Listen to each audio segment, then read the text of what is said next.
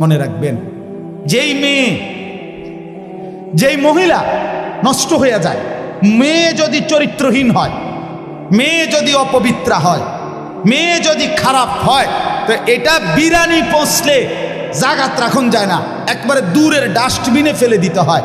কোনো নারী পচে যাওয়া, মেয়ে নষ্ট হয়ে যাওয়া, মহিলা নষ্ট হয়ে যাওয়া, আল্লাহর কসম এটা শুধু পচছে না, এটা দুর্গন্ধে পুরা সমাজটা শেষ করে দিছে। নারী নষ্ট হইলে সব শেষ। ভাত ফুরানো হইলে রাতের ভাত সকালে পানিত ভিজাইয়া খাওয়া যায়, বেডি নষ্ট হইলে এটারে আর জাগাত রাখা যায়। হ্যাঁ, যে মেয়ে বেহায়া দুশ্চরিত্রা, যে মেয়ে কোনো হারাম প্রেমে ঢুকে গেছে, যে মহিলা বিবাহিতা কোনো পরকীয়ায় আসক্ত, মনে করেন ওই সমাজও শেষ, ওই ঘরও শেষ, ওই স্বামীর জিন্দিগিও শেষ, ঘরটাই তখন জাহান্নামের টুকরা। এই জন্য কোরআনুল কারীমের মধ্যে আল্লাহ তাআলা বলছে, শয়তানের চক্রান্ত দুর্বল, দাঈফা, নারীর চক্রান্ত আজিম, ভয়ানক। ইবলিসের চক্রান্তের চাইতে সরাসরি আল্লাহর কোরআনে আছে, নারীর চক্রান্ত তার চাইতে ভয়ানক।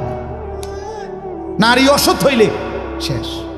বেডি যদি সিদ্ধান্ত নেয়, এই জামাই তোরে বেড়া আমি তোর বাপের লগে, মাল লগে, দেবর ননদের লগে তুই কেমনে থাকস, আমি বেডি বাচ্চা দেখতে দেখা দিতাম না, তো মনে করেন শেষ।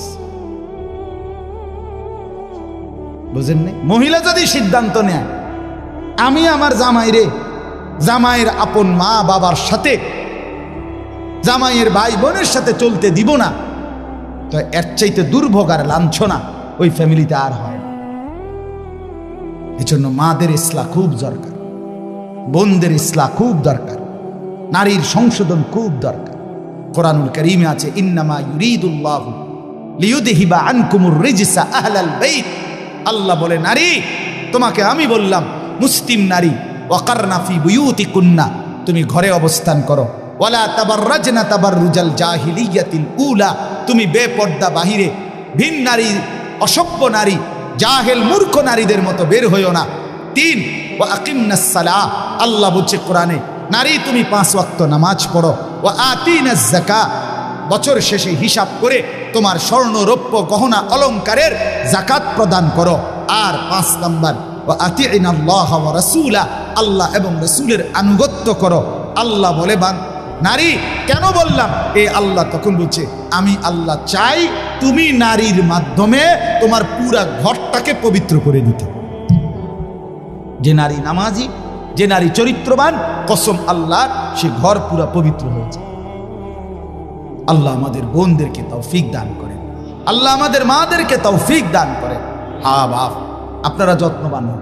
আমি প্রত্যেক দিন বলি, খাট পালং আর সোফা, ফার্নিচার আর দালান বিল্ডিং, টাইলস আর বাথরুম, এটা আপনার জিন্দিগির কামিয়াবি না। আপনার স্ত্রী সন্তানের ঈমান, আপনার স্ত্রী সন্তানের নামাজ, আপনার স্ত্রী সন্তানের পর্দা, আপনার স্ত্রী সন্তানের কোরআন, আপনার স্ত্রী সন্তানের হালাল হারাম মেনে চলা, আল্লাহর কসম এটাই আপনার সংসার, এর মধ্যেই আপনার সফলতা, এর মধ্যেই আপনার জান্নাত, এর মধ্যেই আপনার পরকালের মুক্তি। আল্লাহ বুঝার তৌফিক দান করে। শেষটা হইল আখিরাত, এটাই শুধু তর্জমা বললে আপনারা বুঝে ফেলবেন। শেষ এক হইল, জীবনের সব কিছু আমার হবে কার থেকে? আর জীবনের সব কিছু আমাকে সাজাইতে হবে কার মতো? এই সহজ বুঝলেন না? আর রয়েছে কি? আমার জিন্দিগির আল্লাহকে সবসময় স্মরণ রাখা, রসুলুল্লাহর মতো জীবন গড়া। কেন কেন এগুলো দরকার? কেন? ভাত মাছ চাল ডাল দালান বিল্ডিং করার জন্য না, আখিরাতের জন্য।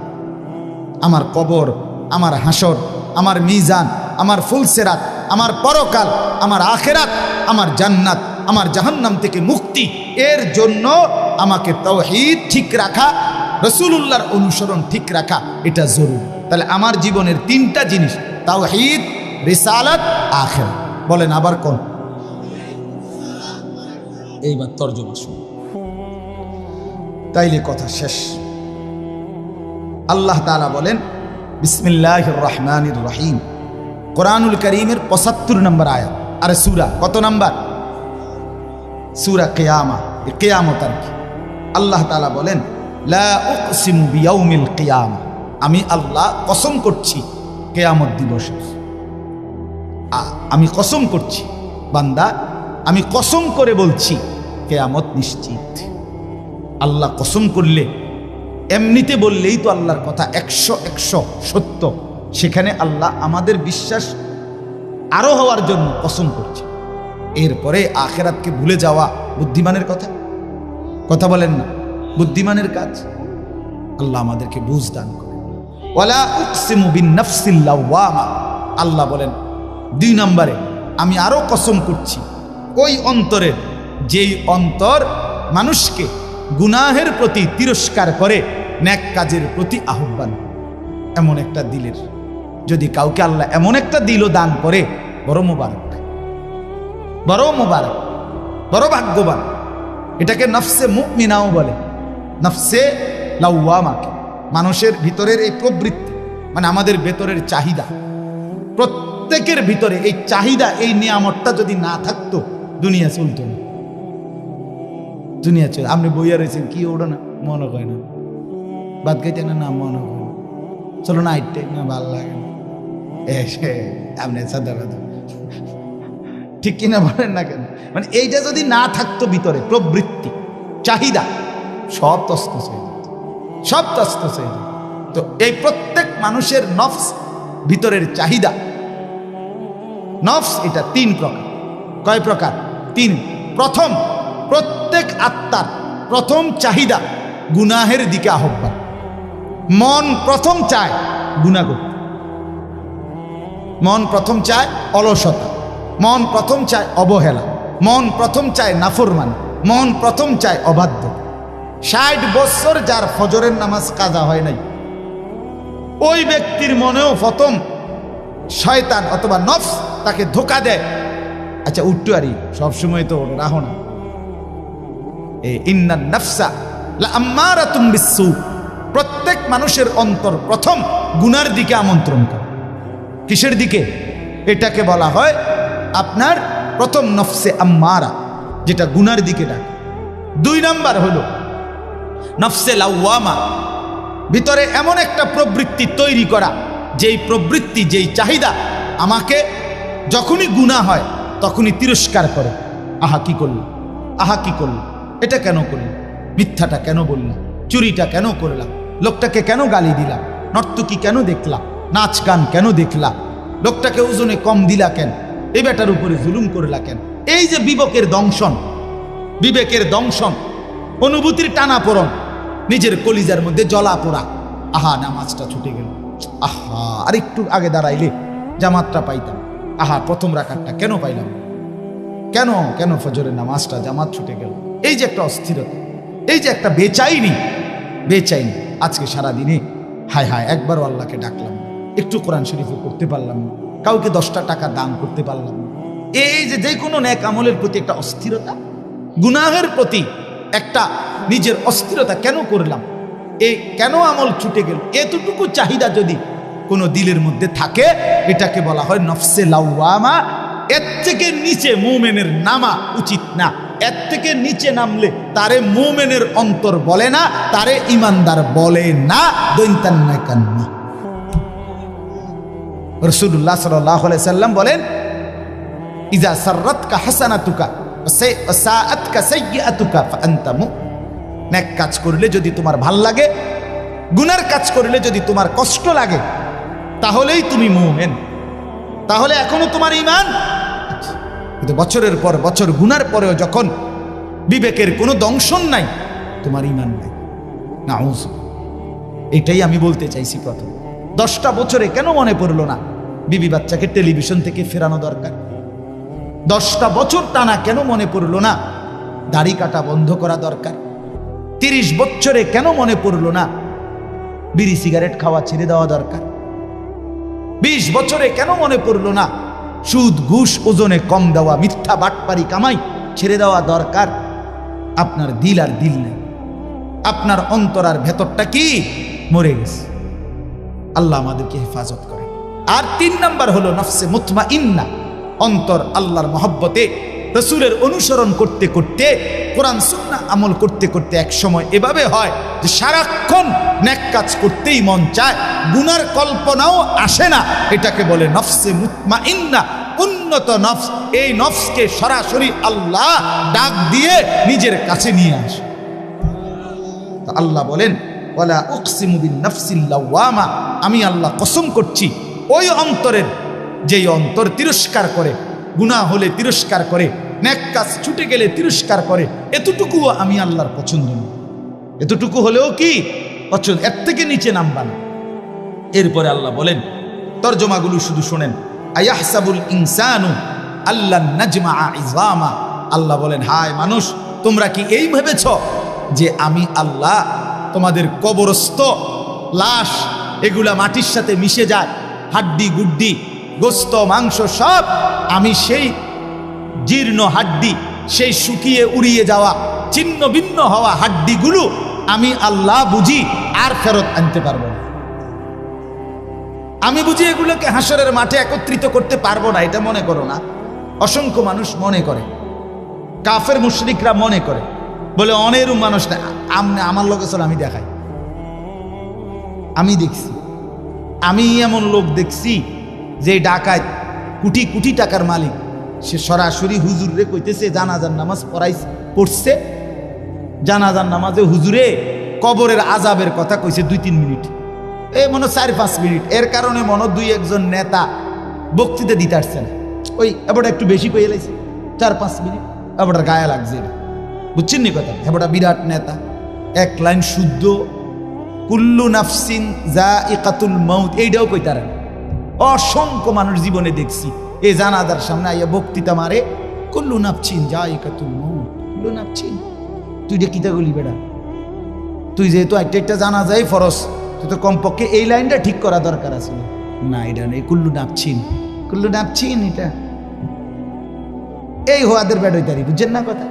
এবার উনি এই বেচারা ইমাম সাহেবকে ডাক দিয়া বলতেছে, আমি নিজ চোখে দেখছি ওই লোকটারে। বেটা কয়, হুজুররা কবরের আজাবের মিথ্যা ভয় দেখিয়ে লোকদেরকে আর কতদিন বোকা বানিয়ে রাখবে? এই বাংলাদেশ মুসলমানের বাচ্চা।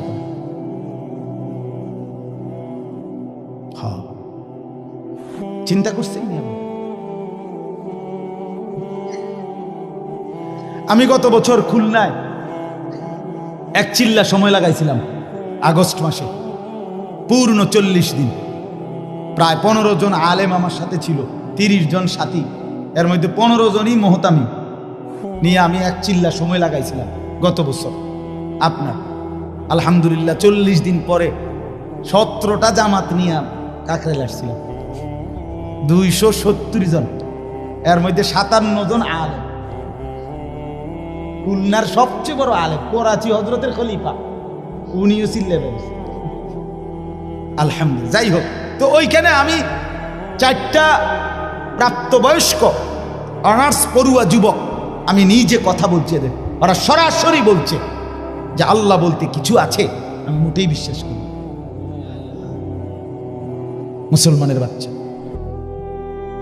এই জন্য বললাম এখনো আছে, এখনো আছে। তো আল্লাহ বলেন, আয়াহসাবুল ইনসানু আল্লান নাজমাআ ইযামা, কি মনে করছো বান্দা আমি আল্লাহ সেই চূর্ণ বিচূর্ণ হওয়া হাড্ডি হাসরের ময়দানে তুলতে পারবো না? এবার আল্লাহ একটা আজীব কথা বলছে, দারুণ কথা, এটা শুনেন। বালা কাদিরিনা আলা আন নুসাব্বিয়া বানানা। মজার জিনিস, এই যে বৃদ্ধাঙ্গুল আছে না, এই যে এটা বোঝেননি? এই বৃদ্ধাঙ্গুল এটা দিয়ে কি দেয় জানেন? এই যে ফিঙ্গার দেয়, যে বোঝেননি? ফিঙ্গার দেয়। ফিঙ্গার দিলে ফিঙ্গার ওই মেশিনটার মধ্যে এই ভিতরের যে রেখাগুলো ভিতরের এগুলো ওঠে। মূলত 800 কোটি মানুষ যদি এক ফিঙ্গার দেয়, তাইলে 800 কোটি ভিতরের এই রেখা ভিন্ন ভিন্ন। আরে দোস্ত, আল্লাহরে চিন্তা না। আচ্ছা, এই কদ্দুর জায়গার মধ্যে 800 কোটি ভিন্ন ভিন্ন রেখা কেমনে বানাইল? আমনে আইকা দেন আলগা আলগা, নাহলে 30টা করতে পারবেন। কথা বোঝেন না আপনি?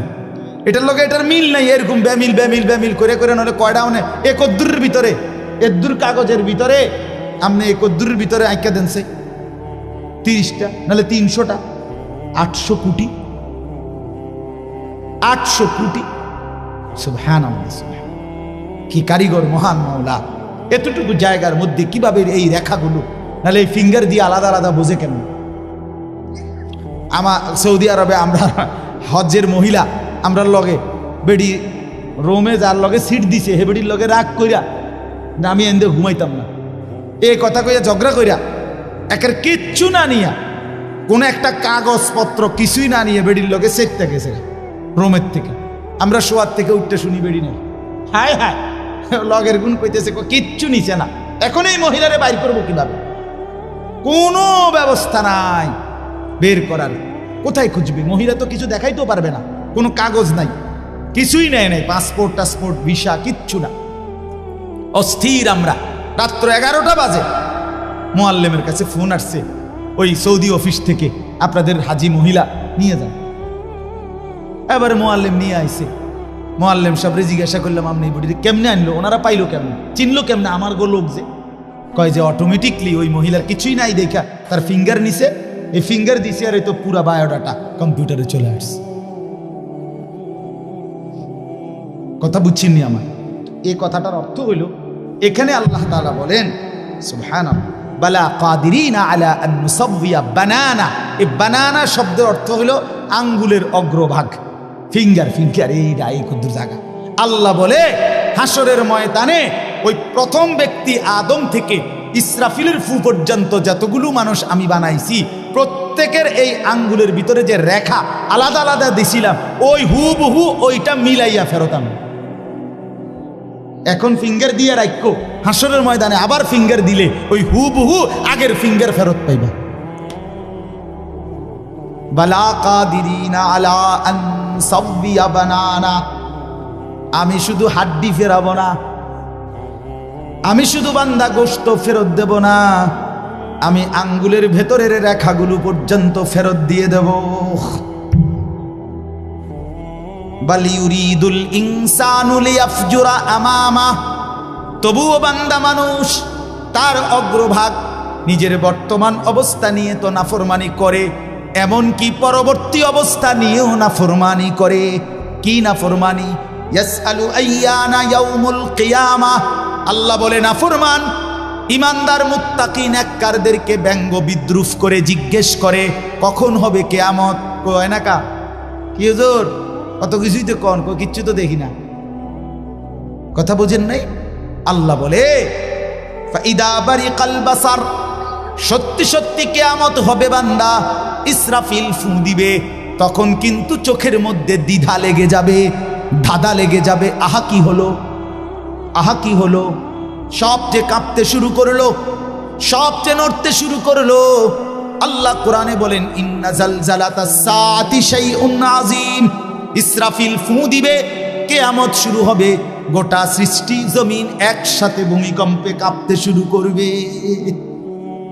সেদিন ওই মনে আসেনি শনিবার দিন সকাল 9:30 বাজে যে ভূমিকম্প হয়েছিল, মন নাই? এই কয়দিন আগে যে হইল না, আমি চাঁদপুর ছিলাম। তো কুমিল্লা ক্যান্টনমেন্টের এক ব্যবসায়ী, তারা বড় মার্কেটের সব রাস্তা তাই এলাইছে, হেরা এই লরণ শুরু হয়েছে।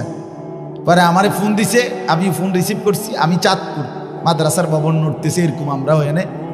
তো হুজুর হুজুর হুজুর হুজুর হুজুর কত দোয়া করেন, দোয়া করেন। আমি কি ভাই আমরা এনে ভূমিকম্প, আমরা সব বাইরে হয়ে পড়ছি।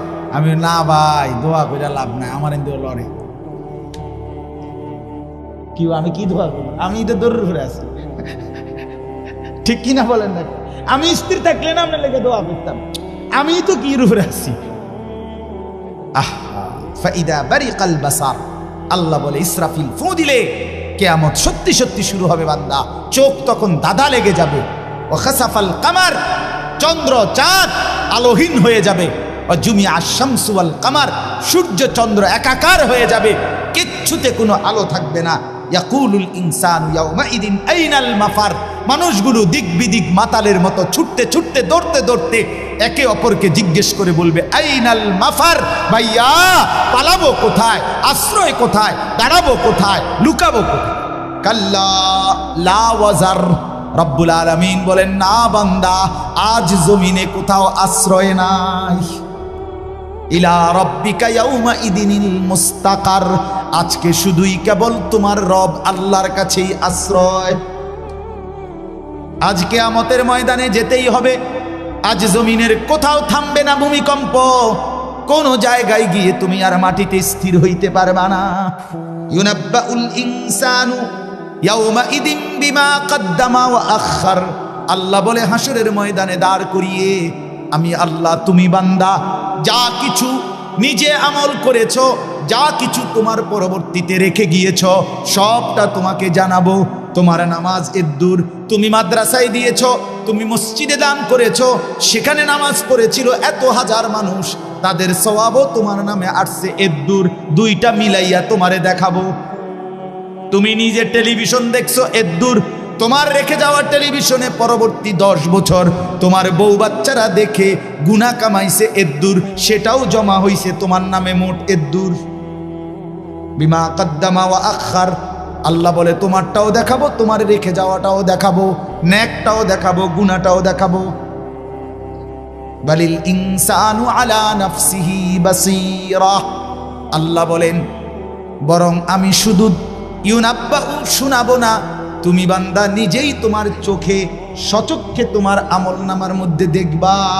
তোমার হায়াত, তোমার রাত, তোমার দিন, তোমার সকাল, তোমার দুপুর, তোমার হাসি, তোমার কান্না, তোমার একাকী, তোমার প্রকাশ্য, তোমার শব্দ, তোমার নিশ্চুপ থাকা, তোমার আচরণ, তোমার উচ্চারণ, সেকেন্ড সেকেন্ড পলক পলক, নিঃশ্বাস নিঃশ্বাস তুমি দেখবা। ওয়ালাউ আলকা মাআদিরা, আল্লাহ বলেন তখন বান্দা তুমি বহু উজর আপত্তি পেশ করতে চাইবা। তুমি বলবা রব্বুল আলামিন এত গুনাহ আমি করি নাই, এত নাফরমানি আমি করি নাই। রব্বুল আলামিন বলবে জমিন কথা বলো, জমিন কথা বলবে। রব্বুল আলামিন বলবে হাত পাও অঙ্গ প্রত্যঙ্গ কথা বলো, সব কথা বলবে। রব্বুল আলামিন বলবেন ডান কাদের বাম কাদের ফেরেশতা তোমরাও কথা বলো, তারাও কথা বলবে। রব্বুল আলামিন বলে আমল নামাও দেখো। এবার আল্লাহ বলবেন আমি নিজেও বলছি শোনো। এমন কি দিবা, জমিনও তো বললো, তোমার হাত পাও তো বললো, ডান কাদের বাম কাদের ফেরেশতাও তো বললো, আমল নামা তো লিখিত হলো, আমি রব্বুল আলামিন তো নিজেই বলছি। আলাম ইয়ালাম বিআন্নাল্লাহা ইয়ারা, আল্লাহ বলে বান্দা তুমি কি জানো কিনা আমি কিন্তু তোমাকে দেখি। দেখে কিনা? কতক্ষণ?